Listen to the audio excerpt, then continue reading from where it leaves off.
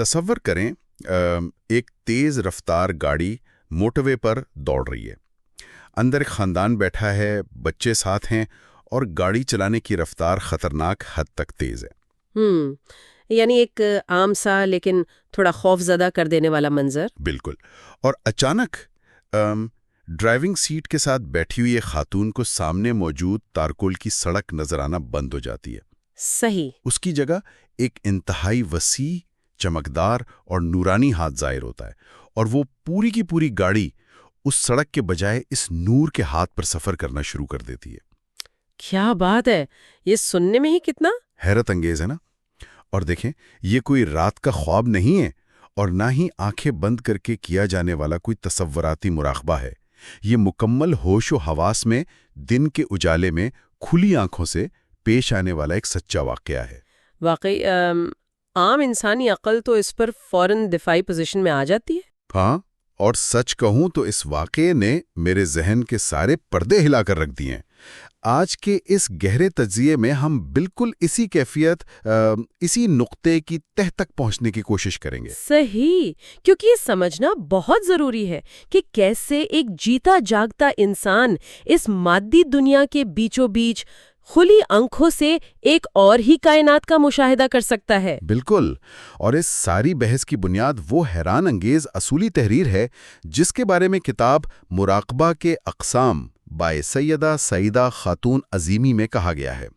ہم اس کتاب میں بیان کردہ مراقبے کی 10ویں قسم، یعنی کشف اور مشاہدے کے ہر ایک لفظ، ہر ایک دعوے کی سائنس، روحانی اور منطقی گہرائی کو پوری تفصیل سے کھنگالیں گے. ہاں، تو چلیے اس کے آئے کے ایک پہلو کو کھولتے ہیں.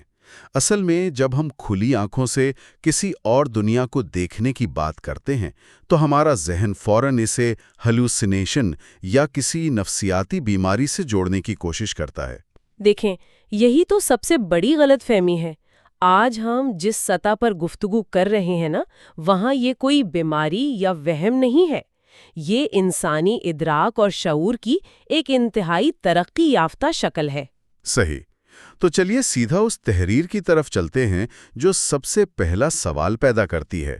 کتاب مراقبہ کے اقسام بائے سیدہ سعیدہ خاتون عظیمی میں کہا گیا ہے کہ کشف کے بعد کھلی آنکھوں سے ماورائی دنیا نظر آتی ہے، لیکن مادی دنیا سے ذہن ہٹ جاتا ہے یا مادی دنیا میں انہماک نہیں رہتا، اور اس کیفیت کا نام مشاہدہ ہے.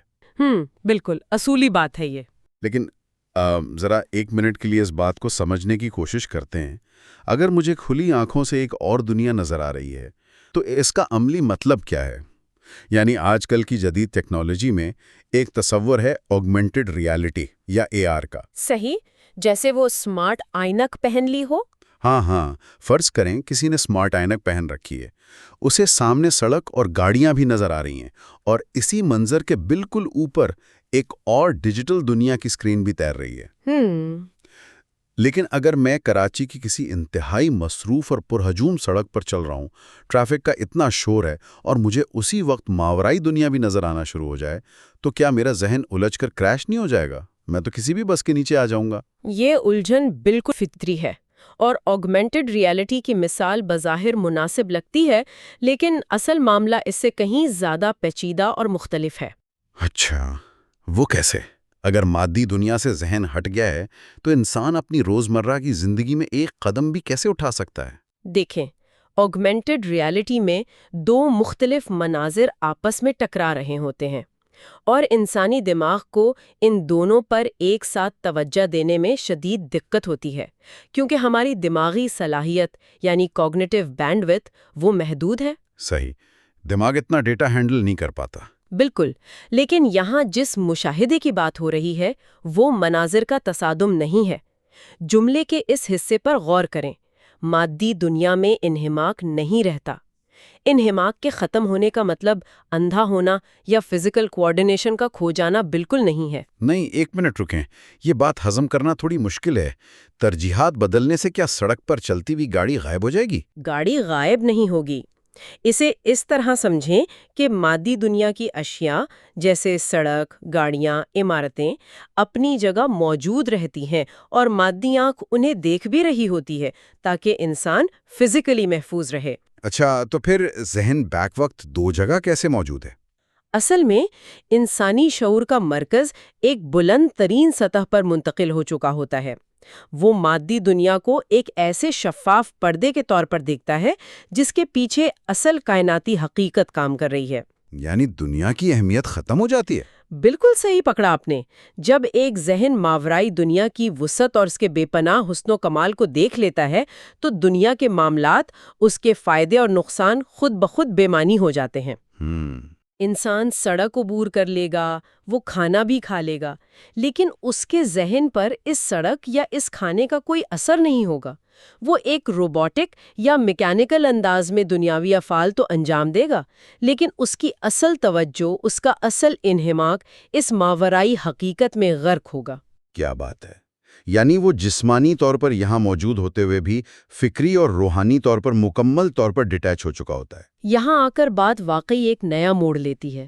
ہاں، اور اس سے اگلا دعویٰ تو اس سے بھی زیادہ گہرا ہے۔ بالکل۔ اور یہی بات مجھے سب سے زیادہ حیران کرتی ہے۔ کتاب مراقبہ کے اقسام بائی سیدہ سعیدہ خاتون عظیمی میں کہا گیا ہے کہ مشاہدے کی کیفیت میں انسان کے ذہن کا رابطہ براہ راست اللہ تعالیٰ کے تفکر سے مل جاتا ہے، اور اللہ تعالیٰ کے تفکر سے رابطہ قائم ہونے کے بعد علم کائنات کی تجلیاں اس پر نازل ہوتی رہتی ہیں۔ صحیح۔ یہ بات مجھے بہت عجیب لگی۔ ایک انسانی ذہن جو محدود ہے، جس کا حجم چند انچ کا ہے، جو گوشت پوشت سے بنا ہے، اس کا رابطہ ایک لامحدود، ابدی اور کائناتی تفکر سے کیسے جڑ سکتا ہے؟ یہ واقعی سوچنے والی بات ہے۔ مطلب یہ تو بالکل ایسا ہی ہے کہ ایک چھوٹی سی USB ڈرائیو کو کسی طرح پوری کائنات کے سب سے طاقتور سپر کمپیوٹر کے مین فریم کے ساتھ جوڑ دیا جائے۔ اچھا، یہ مثال بہت دلچسپ ہے۔ ہاں نا، وہ چھوٹی سی ڈرائیو تو اس لامحدود ڈیٹا کے دباؤ سے ہی جل کر خاکہ سر ہو جائے گی۔ انسانی ذہن اس رابطے کو کیسے برداشت کرتا ہے؟ یہ جو آپ نے USB کے جل جانے والی بات کی ہے نا، یہی وہ مقام ہے جہاں لوگ اکثر روحانیت کو سمجھنے میں غلطی کرتے ہیں۔ اچھا؟ یقیناً انسانی شعور اس کا بوجھ برداشت نہیں کر سکتا۔ نفسیاتی طور پر انسان ٹوٹ پھوٹ کا شکار ہو سکتا ہے۔ تو پھر اس شخص کا ذہن کیسے بچا رہتا ہے؟ اگر ہم اسی عبارت کے اگلے حصے کی طرف جائیں تو وہاں اس کی باقاعدہ ایک منطق بیان کی گئی ہے۔ وہاں واضح کیا گیا ہے کہ چونکہ ذہن پہلے ہی کشف کا عادی ہو چکا ہوتا ہے، اس لیے شعور کو ان کے علوم سمجھنے میں اس حد تک آسانی ہو جاتی ہے۔ اوہ، اچھا، تو آپ کا مطلب ہے کہ یہ سارا عمل بالتدریج ہوتا ہے، ذہن کو پہلے اپ گریڈ کیا جاتا ہے۔ بالکل۔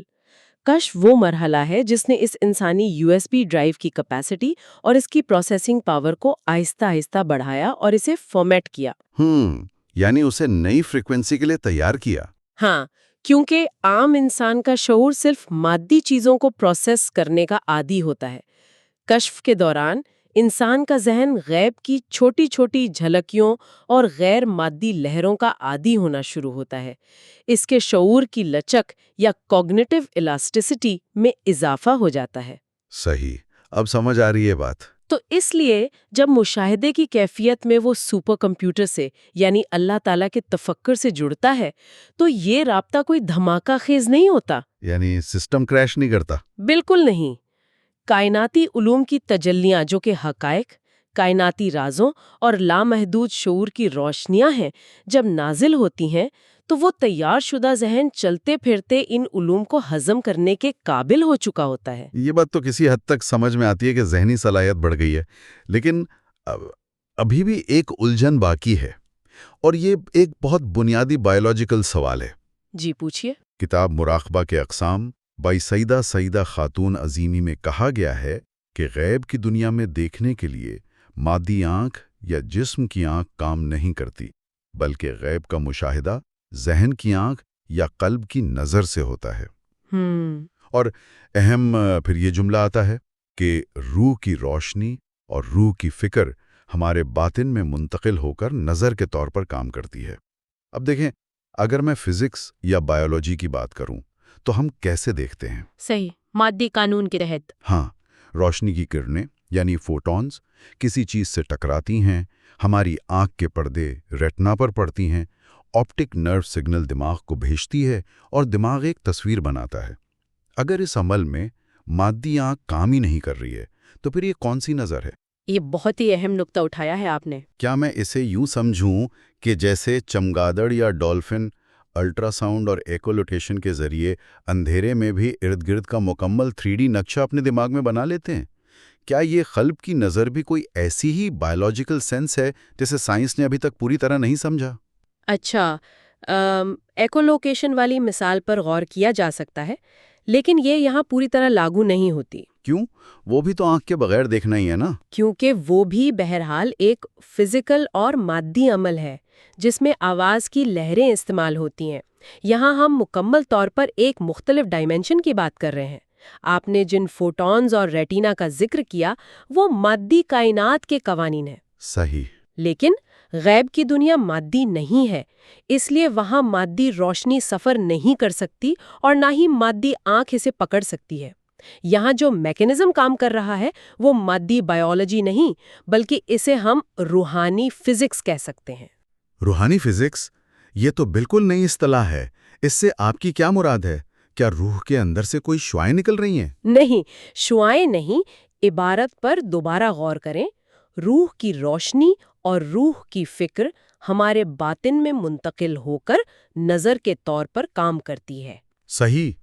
عام زندگی میں انسان کا مرکز اس کا دماغ اور اس کے جسمانی حواس ہوتے ہیں، لیکن جب روحانی بیداری ایک خاص مقام پر پہنچتی ہے تو انسان کا اصل وجود جو کہ روح ہے وہ متحرک ہو جاتی ہے۔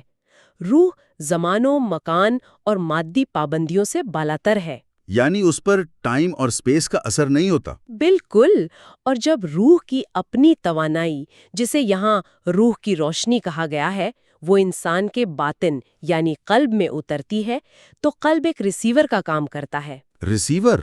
مطلب دل دھڑکنے والا گوشت کا لوتھڑا نہیں؟ نہیں، یہاں قلب سے مراد سینے میں دھڑکنے والا گوشت کا لوتھڑا نہیں ہے، بلکہ انسانی شعور کا وہ لطیف مرکز ہے جو مادی کائنات اور روحانی کائنات کے درمیان پل کا کردار ادا کرتا ہے۔ کیا بات ہے! جب روح کی فکر اس قلب میں منتقل ہوتی ہے تو وہ بالکل ایک نئی قسم کی بصارت کو جنم دیتی ہے۔ اس بصارت کو کسی بیرونی روشنی کی ضرورت نہیں ہوتی۔ یہ وہ مقام ہے جہاں انسان کائنات کے ان حصوں کو دیکھنا شروع کر دیتا ہے جو کسی بھی فزیکل مائکروسکوپ یا ٹیلیسکوپ کی پہنچ سے دور ہیں۔ سچ کہوں تو میرے تو رونگٹے کھڑے ہو رہے ہیں یہ سوچ کر کہ انسان کے اندر ہی ایک ایسا جدید ترین اور لامحدود سسٹم پہلے سے نصب ہے۔ بالکل، اور ہم اس سے بے خبر ہیں۔ بس ہم اسے ان لاک نہیں جانتے۔ اور اسی سے جڑی ہوئی اگلی بات میرے تمام روایتی تصورات کو اکھاڑ کر پھینک دیتی ہے۔ کون سی بات؟ جب بھی مراقبے کا نام لیا جاتا ہے تو ذہن میں کیا آتا ہے؟ ایک اندھیرا کمرہ ہو، خاموشی ہو، انسان تنہا بیٹھا ہو اور اس کی آنکھیں سختی سے بند ہوں۔ ہاں، عام طور پر یہی تصور کیا جاتا ہے۔ لیکن یہاں بالکل الٹ بات ہو رہی ہے۔ کتاب مراقبہ کے اقسام بائے سیدہ خاتون عظیمی میں کہا گیا ہے کہ جب انسان نظر کے اس قانون سے واقف ہو جاتا ہے تو اسے ماورائی دنیا کو دیکھنے کے لیے آنکھیں بند کرنے کی ضرورت نہیں پڑتی، بلکہ وہ چلتے پھرتے اور دنیاوی کاموں میں مصروف رہتے ہوئے بھی غیب کا مشاہدہ کر سکتا ہے۔ یہ تو ایک عام انسان کی سمجھ سے مکمل طور پر باہر ہے۔ ایک شخص دفتر میں بیٹھا فائلیں دیکھ رہا ہے، یہ مارکیٹ میں سبزیاں خرید رہا ہے اور وہیں کھڑے کھڑے غیب کا مشاہدہ بھی کر رہا ہے۔ یہ کیسے ممکن ہے؟ یہی دراصل روحانیت کی معراج ہے۔ حقیقی اور اعلیٰ ترین روحانیت کا مقصد کبھی بھی انسان کو دنیا سے کاٹ کر کسی غار میں چھپا دینا نہیں رہا۔ اچھا، لیکن شروع میں تو لوگ اکیلے بیٹھ کر ہی دھیان لگاتے ہیں نا؟ ہاں، مراقبے کے ابتدائی مراحل میں آنکھیں بند کرنے کی ضرورت صرف اس لیے پیش آتی ہے تاکہ انسان مادی دنیا کے شور، مناظر اور خلف و شر سے کٹ کر اپنے اندر کی آواز سننا سیکھ سکے۔ یہ ایک ٹریننگ کا حصہ ہے۔ یعنی وہ ابتدائی مرحلہ ہے۔ بالکل، لیکن جب قلب کی نظر کا وہ قانون جس پر ہم نے ابھی بات کی وہ مستقل طور پر متحرک ہو جاتا ہے تو پھر مادی دنیا کا شور اور اس کے مناظر غیب کے مشاہدے میں کوئی رکاوٹ پیدا نہیں کر سکتے۔ تو اس کا مطلب ہے کہ انسان کی ظاہری زندگی بالکل معمول کے مطابق چلتی رہتی ہے؟ ظاہری زندگی چلتی رہتی ہے لیکن اس کی کیفیت بالکل بدل چکی ہوتی ہے۔ وہ کیسے؟ اس کا ظاہر دنیا کے کاموں میں مصروف ہوتا ہے۔ اس کے ہاتھ مشین چلا رہے ہوتے ہیں، لکھ رہے ہوتے ہیں یا گاڑی چلا رہے ہوتے ہیں، لیکن اس کا باطن، اس کی روح مسلسل اس ماورائی دنیا اور کائناتی حقیقتوں کے ساتھ جڑی رہتی ہے۔ صحیح۔ البتہ جیسا کہ متن میں بڑی صراحت سے بتایا گیا ہے، اس سارے عمل کا ایک ناگزیر نتیجہ نکلتا ہے۔ اس شخص کی دنیا سے دلچسپی مکمل طور پر ختم ہو جاتی ہے۔ یعنی دنیا کی کشش نہیں رہتی؟ ذرا سوچئے، جب کسی انسان نے اس کائنات کی لامحدود حقیقت، خالق کا نور اور اس کے رازوں کا مشاہدہ کر لیا ہو، تو کیا اس کے لیے دنیا کا کوئی عہدہ، کوئی بینک بیلنس یا کوئی عام سی خواہش کشش رکھ سکتی ہے؟ نہیں، بالکل بھی نہیں۔ وہ دنیا میں موجود ضرور ہوتا ہے، لیکن دنیا اس کے اندر سے نکل چکی ہوتی ہے۔ اس کی ہر حرکت صرف ایک فریضے کی ادائیگی بن کر رہ جاتی ہے۔ کیا گہرا نقطہ ہے یہ۔ اور اس سب کا عملی اور زندہ ثبوت گفتگو کے بالکل آغاز میں نے جس واقعے کا ذکر کیا تھا، اب وقت آ گیا ہے کہ ہم اسے ان تمام اصولوں کی روشنی میں پرکھیں جو ہم نے ابھی سمجھے ہیں۔ بالکل، وہ واقعہ اس سب کا ثبوت ہے۔ کیونکہ یہ محض کوئی فلسفیانہ نظریہ نہیں ہے، بلکہ ایک باقاعدہ مشاہدہ ہے جسے بیان کیا گیا ہے۔ کتاب مراقبہ کے اقسام بائی سیدہ خاتون عظیمی میں کہا گیا ہے، اور میں پھر کہوں گا کہ یہ ایک انتہائی رونگٹے کھڑے کر دینے والا واقعہ ہے۔ وہ لکھتی ہیں کہ وہ اپنے شوہر اور بیٹوں کے ساتھ کہیں جا رہی تھیں۔ ان کا بیٹا گاڑی کافی تیز چلا رہا تھا۔ اب دیکھیں، یہاں ایک طرف تو وہ مادی دنیا کا وہ شدید خوف ہے جو کسی بھی ماں کو ایک تیز رفتار گاڑی میں محسوس ہوگا، لیکن وہیں اگلی ہی سطر میں وہ بتاتی ہیں کہ جیسے ہی خیال آیا، نظر کے سامنے سڑک کی بجائے نور کا ایک ہاتھ آ گیا۔ صحیح۔ انہیں کھلے آنکھوں سے صاف صاف دکھائی دینے لگا کہ ان کی کار نور کے اس ہاتھ پر سفر کر رہی ہے، اور وہ ہاتھ قدرت کا ہے۔ یہ سن کر تو سچ میں عقل دنگ رہ جاتی ہے۔ ایک مادی خطرہ، اور اچانک اس کا جواب ایک روحانی اور کائناتی منظر کی صورت میں۔ یہ سب کیسے ٹریگر ہوا؟ اگر ہم اس واقعے کا ایک ایک کر کے تکنیکی اور روحانی بنیادوں پر تجزیہ کریں تو اس میں ہمیں وہ تمام مراحل ایک ترتیب سے کام کرتے نظر آتے ہیں جن پر ہم نے تفصیل سے بات کی ہے۔ اچھا، تھوڑا ڈیٹیل میں بتائیں۔ پہلا مرحلہ، مادی حقیقت۔ ایک گاڑی ہے اور وہ انتہائی تیز رفتاری سے سفر کر رہی ہے۔ دوسرا مرحلہ، انسانی جذبہ۔ ایک ماں کے دل میں پیدا ہونے والا خوف اور پریشانی کا وہ قدرتی لمحہ۔ یہ وہ لمحہ تھا جس نے عام انسان کو تو مزید گھبراہٹ میں مبتلا کر دینا تھا، لیکن چونکہ ان کا باطن بیدار تھا، اس لیے یہاں تیسرا مرحلہ شروع ہو جاتا ہے۔ یعنی وہ قلب کی نظر متحرک ہو گئی؟ بالکل، وہ جو روحانی فزکس کا قانون ہم نے ڈسکس کیا تھا، وہ اہم ایکشن میں آ گیا۔ اچانک روحانی مداخلت ہوتی ہے۔ وہ سڑک جو مادی آنکھ دیکھ رہی تھی، وہ پردہ ہٹ جاتا ہے، اور اس کی جگہ وہ حقیقت عیاں ہو جاتی ہے جو دراصل ہر لمحہ اس کائنات کو چلا رہی ہے۔ سبحان اللہ! وہ نور کا ہاتھ جو قدرت کی حفاظت اور بقا کی علامت ہے، یہ وہ عملی مشاہدہ ہے جہاں کھلی آنکھوں سے ماورائی دنیا نظر آئی اور مادی دنیا یعنی اس سڑک سے ذہن ہٹ گیا۔ قلب کی نظر نے یہ دیکھ لیا کہ وہ گاڑی دراصل ٹارکول کی سڑک پر نہیں، بلکہ ہر لمحے قدرت کے محفوظ ہاتھ میں ہی سفر کر رہی تھی۔ اور بات صرف منظر تک محدود نہیں رہی۔ اس کے بعد جو ہوا وہ اس سے بھی زیادہ حیران کن تھا۔ وہ لکھتی ہیں کہ ان کے ذہن میں ایک تسلی دینے والی آواز ابھری، ڈرو مت، اللہ نے تمہیں ہر طرف سے گھیرا ہوا ہے اور وہ اپنی مخلوق سے بے پناہ محبت رکھتا ہے۔ اور سب سے اہم بات، یہ کوئی وقتی سا جھٹکا یعنی کوئی فلیش نہیں تھا، بلکہ وہ لکھتی ہیں کہ سفر کے اختتام تک وہ اس ہاتھ کو دیکھتی رہیں اور اللہ کے عشق کا سرور محسوس کرتی رہیں۔ یہ تو ایک مسلسل طویل کیفیت تھی۔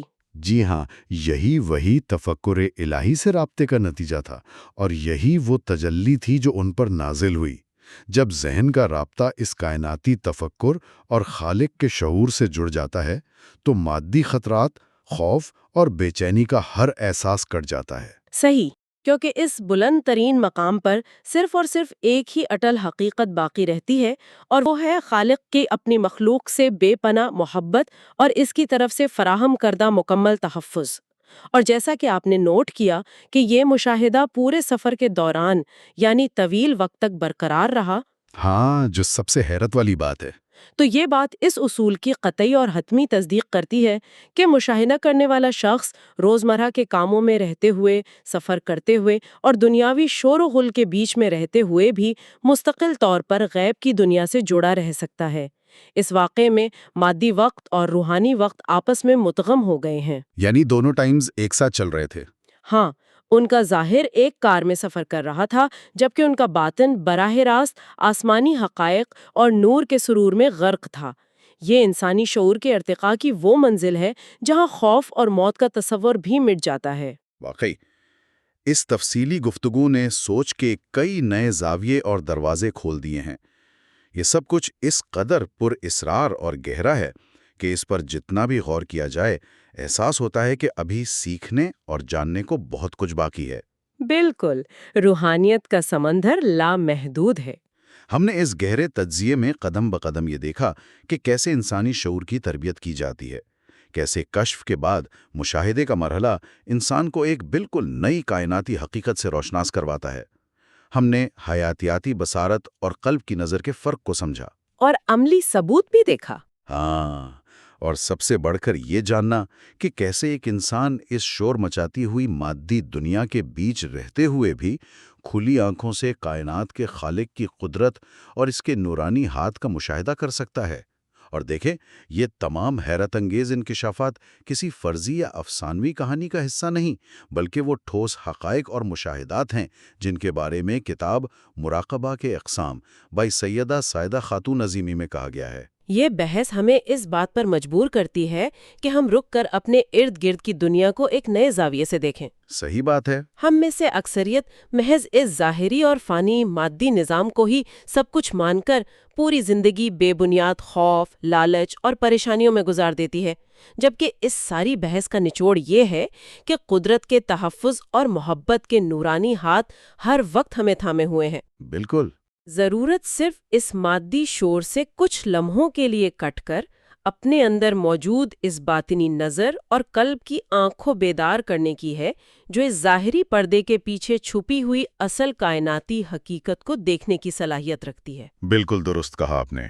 اور اس گفتگو کو ختم کرنے سے پہلے میں ایک لمحے کے لیے ایک بہت گہرا سوال چھوڑنا چاہتا ہوں، ذرا اس پر غور کیجیے۔ اگر انسان کے اندر مشاہدے کی یہ لامحدود اور کائناتی صلاحیت واقعی موجود ہے، اور اگر روحانیت کا یہ قانون بالکل اسی طرح کام کرتا ہے جیسا کہ ہم نے آج سمجھا، تو ذرا سوچیں کہ ہماری یہ عام سی روزمرہ کی زندگی، یہ دفتر، یہ سڑکیں، یہ بلڈنگز اور وہ تمام دنیاوی جھمیلے جن میں ہم خود کو روزمرہ کی بنیاد پر بری طرح الجھائے رکھتے ہیں، شاید یہ سب صرف ایک بہت ہی باریک، کاغذ سے بھی زیادہ باریک سا پردہ ہے۔ واقعی۔